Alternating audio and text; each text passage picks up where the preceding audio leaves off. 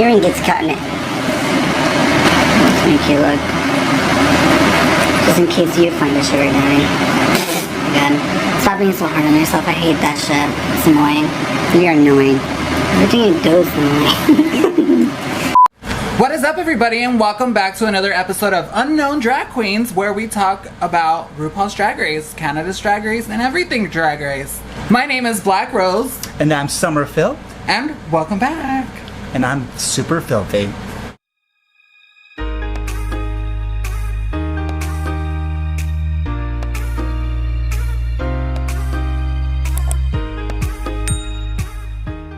Alright, you guys, to get started, if you are not subscribed to our channel, go ahead and subscribe to our channel. It's as easy as hitting the little subscribe button and the notification bell so you guys do not miss any of our fabulous videos. Also, if you are not following me on my social medias, go ahead and follow me on my social medias, which are going to be listed on the description box.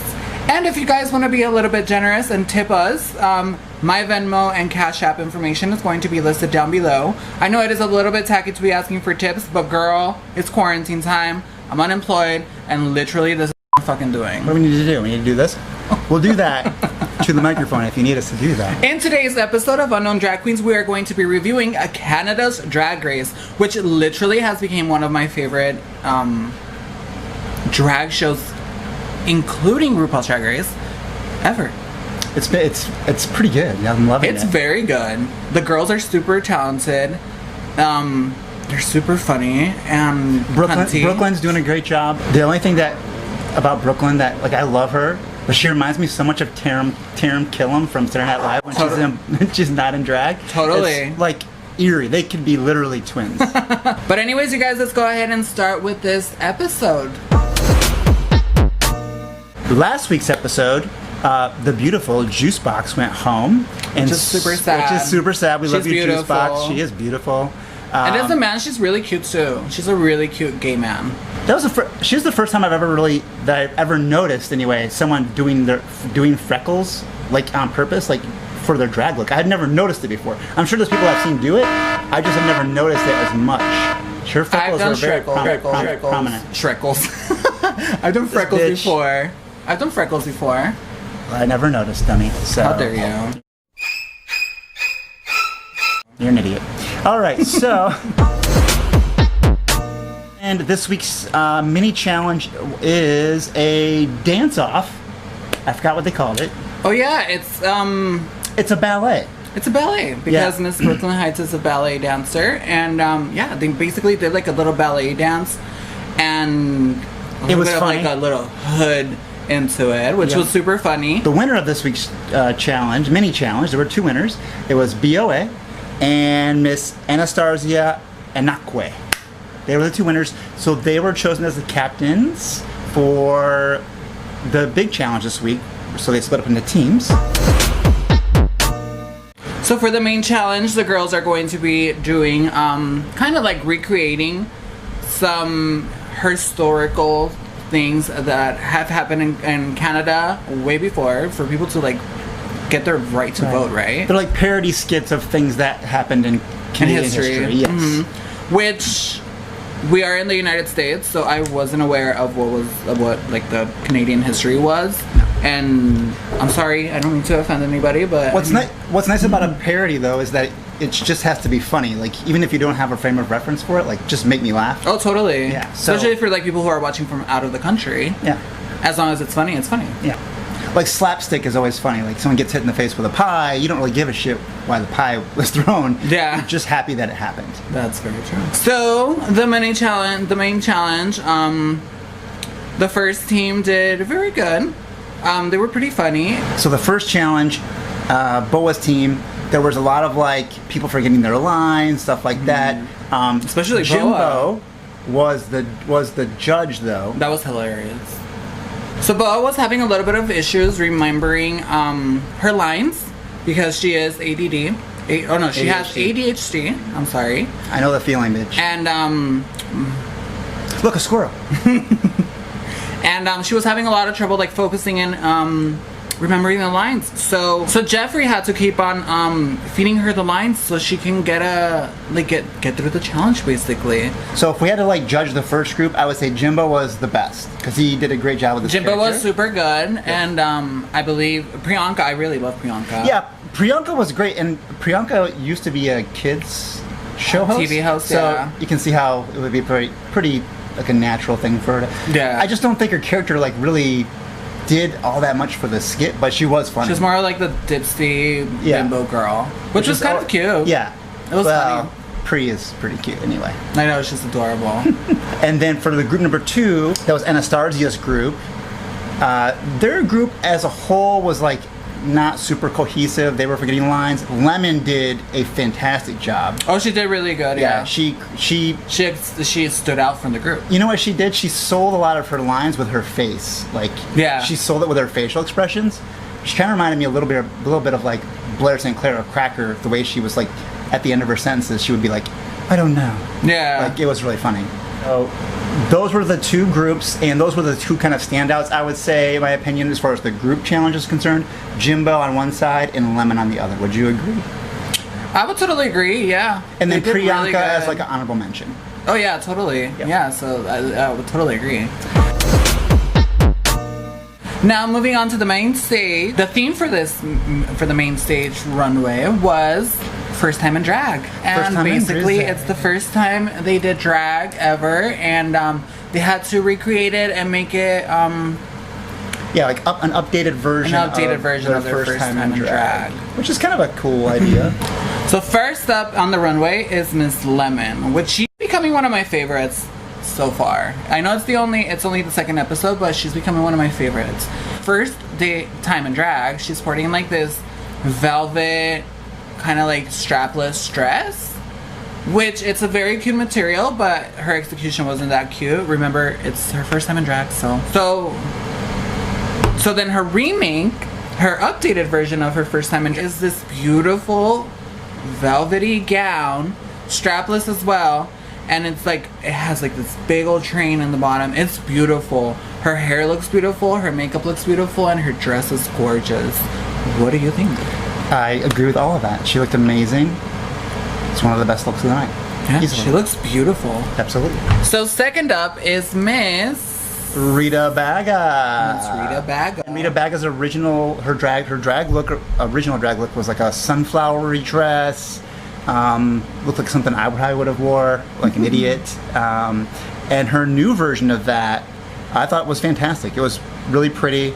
Her hair was really cool. She did sort of that. You can see from the picture, like that sort of slick back hair, but it's like big, like a big slick back hair. Yeah, she looked really cute. Those she did a good big job. old fucking sunflowers on the shoulders. Where the fuck did she get them? Those are fucking huge. Yeah, those are really cute. Those are super huge. Overall, I like the look. It's a little bit boring, to be honest. This reminds me a lot of Kennedy Davenport's look, the Flower Child look, when she did the sunflower dress. And then she had like an eye with the sunflower and everything. That was more drag to me than this is. Yeah. This is very simple, very like for performance and stuff. So I mean, it's cute. I think for this challenge you run a risk too, because your original drag look is going to be something basic. Oh, totally. So you can elaborate on it, but you don't want to like fully leave the concept. Off, yeah, you know. So it's like there's a fine line there. And next up to the runway is Miss Tainomi Banks. Tainomi Banks. And on her first time in drag, she's wearing like a cute little turtleneck mini dress in gray with fishnets and a black belt. It's actually a hot dress, I think. It's cute. Yeah. I don't mind it. And for her updated look, she's wearing some garter belt fishnets with gray armored look. Yeah. I don't know about this one.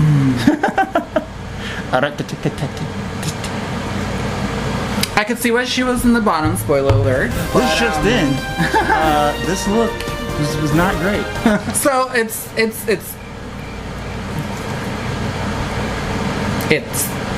there.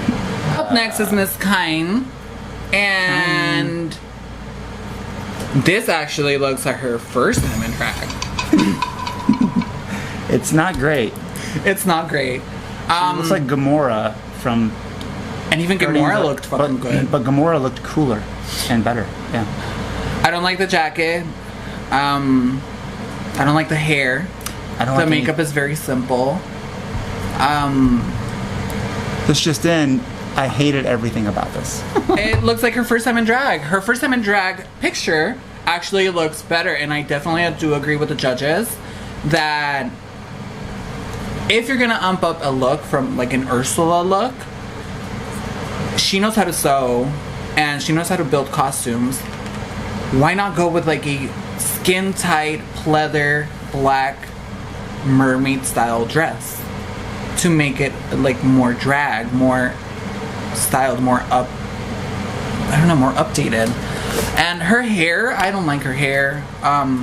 Obviously this isn't a rooted wig, she sprayed it, so, but I don't know. And then her tights don't match her skin tone, and then on the back when she turned around you could see like a little bit of her actual skin tone in the back. I didn't like it.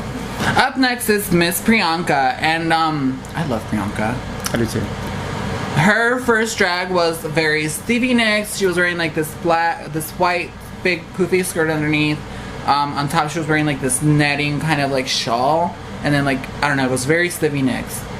I don't see the resemblance here because most of the girls are keeping like within their first time in drag look. I don't see the resemblance with her leather look, but it's a beautiful look. It's a little bit ill-fitting in some parts, but it's beautiful. I think if you are gonna just ditch the whole idea of like making it the connection, then do what she did and make it look good. That way you're safe. It's like, yeah, you know what I mean? Like, but that's not the challenge. And next up is Miss Bobo. Scarlet Bobo. So Scarlet Bobo's first look was very... We don't have it. Very trash couture.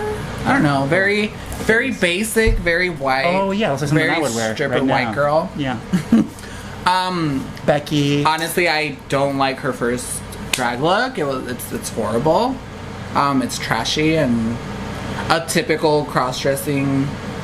I like look. that. I like that it's sexy, but it's not drag. It's just a sexy. Now this look though is fucking drag. She did the fire eating. Very dominatrix. She put some fire down her throat. Which she deep throated some fire. We've all had things on our She just throat. took the fire and was just like, oh, and she just ate it. I love the look. It's really cool. It's very dominatrix. I love all the chains, the harness, the leather, everything. I love it. I love the hair, the makeup. She looks fucking cool. I love Scarlet Bobo and I love this look. Yep. Next up is Miss Ilona Verley, and it's Ilona. No, it's Ilona. It's Ilona. Ilona? Yes, Ilona. That's what Boa kept screwing up too. Ilona. It's Ilona, bitches. Well, it's Miss Ilona, and basically, she is aesthetics. She is what I love, and she is what I actually am gonna make that dress. This look is totally you. It's totally. Yeah. The big hair, fucking crazy mesh look, and then the jacket, the boots, the fishnets. And she definitely hit the mark. It's definitely a callback to her original. Oh, it's completely 100%. It's like she took the same dress, but wore better drag stuff on it. I love it. I love the makeup. It looks like she's crying. It matches the patches on her dress.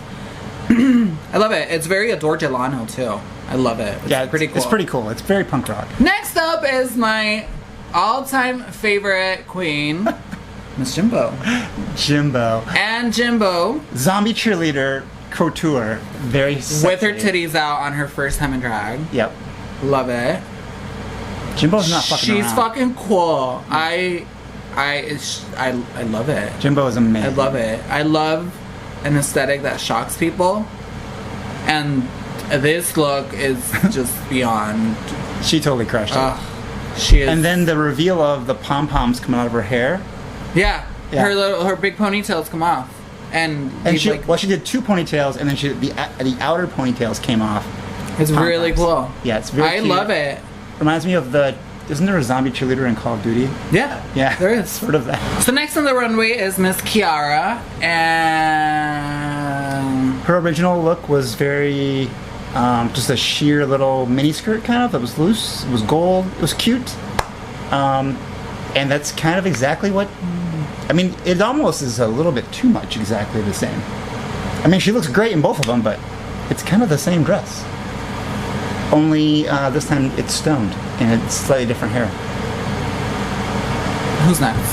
Yeah. Next up is Miss Nastasia Anakwe. and From the Bahamas. Her first ever time in drag was at a pageant for like a charity, which is that's a very interesting story for first time in drag. She was at a pageant that was raising money for charity. Like, whose first time in drag is that? That's a very unusual story. I think Matt's positive. Mama always said, if you ain't got nothing nice to say, don't say it. Next up is Miss Boa, and girl, the first time in drag was a little shady. What did you think of her updated look? I love her updated look. I She thought it looks was like a Black Widow. Yeah, she looks hot. The hair is really cute on That her. corset, that shoe, that makeup, everything. She looks beautiful. Her makeup is solid. It's really. Alright, so after the runway, we come and find out that Lemon is the winner She's the winner this week. Yay! of the entire, not the entire competition, but the entire challenge. Between the she was the one that did best. challenge and the runway. She did amazing. She went from bottom to the top very quickly. Yes, she did. So I'm glad that she got to stay because she's a beautiful queen. She's a hottie. She's very talented I like her and beautiful. personality too. She seems like she's kind of fun. Yeah, she and looks funny. fun like to hang out with. Yeah, she's cool. And the bottom two, Are Kind and Tainomi Banks. which is kind of respectively. predictable. Yeah, it was predictable. You can. Especially with Tainomi Banks, I love Tainomi Banks. And it was upsetting to see her Yeah. fail so bad on her challenge that it was like, girl. And then the outfit, and then, yeah. She's. I don't know if this is the competition just getting in her head or something, but yeah, it was strange. And then Kine, I was a huge fan of hers coming into this Canada's Drag Race because I followed her for years on YouTube and stuff, and not so much anymore. Like, I still watch her videos and stuff, but on the competition, I'm not a huge fan of her. It's crazy. But she was in the bottom as well.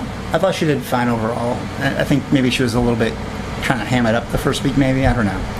But yeah. She changed her attitude. Yes, she did. So Tainomi and Kind had to lip sync for their lives, and the winner was Tainomi Banks. Sachet, she stayed. And Shantae, Kind, she stays. I mean, yeah, that's what I meant. And Kai's sashays away. And Kind sashayed away. But anyways, you guys, that concludes today's recap of Canada's Drag Race. We love you guys so very much. Thank you guys for watching. And don't forget to subscribe. Bye. And we will see you guys on the next episode of Unknown Drag Queen. So, until next time, you guys, my name is Black Rose. And I'm Summer Filth, and I'm very filthy. We will see you guys next week. Bye.